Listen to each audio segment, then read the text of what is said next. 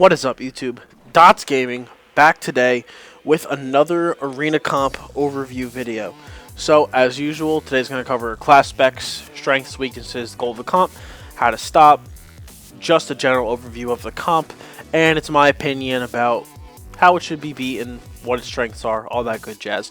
So, let's just quickly move into it. So, today we have Turbo Cleave. I know I hear and feel a lot of you just cringing already. Turbo Cleave is really strong right now, as I've gathered from the forums, and it was even strong when I was still playing. So the classes and specs that make up Turbo Cleave is you're always going to have an enhancement Shaman, always.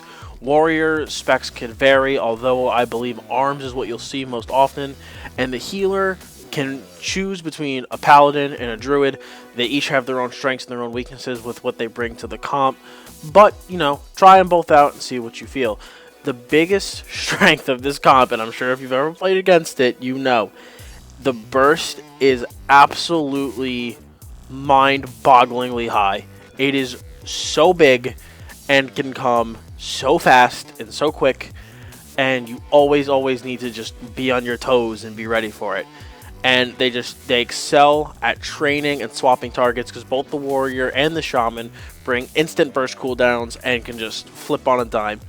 Now, I was trying to look up weaknesses for the comp, because I had a lot of trouble with Turbo Cleave when I played. And I was trying to look up weaknesses so I could make something for this video, and I couldn't really find a crap ton of them.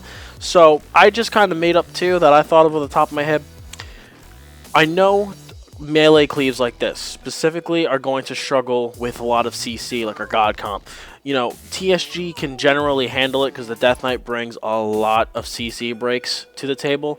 I know the Shaman has grounding, but you know, when it comes to CC, a lot of it is going to be on the warrior to reflect the CC, and if he does not, it's a melee cleave. It's going to be vulnerable to CC and LOS. So keep that in mind. And then another thing I saw that I didn't really realize, but it makes a lot of sense, is that the Shaman's skill was what's going to make Turbo Cleave either absolutely impossible to deal with or not a huge deal, because the warrior's basic thing is to, you know, reflect stuff and, you know, just basically PvE from that point and just attack whatever target they need to. But the shaman's the one that's got the utility into the table, so that skill of the player that's behind the shaman is really what's going to dictate the strength, the comp itself, and how well it plays. I wouldn't really say it's a weakness, but it can be a weak point. So the goal of this comp, very simple: get a CC and burst a lot. A lot. That's just what they're going to do. They're going to try to CC your healer and just kill someone instantaneously, or they might CC someone else and just destroy the healer. You know, whatever they want. The best way to stop them, they're hard to beat. It's a really hard comp to beat. It's very good.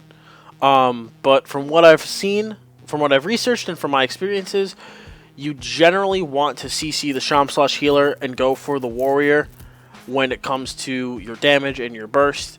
You can, you know, if you get the warrior's defensive cooldowns, you swap to the shaman for a little bit, and then once the warrior's defenses are up, you go back on him.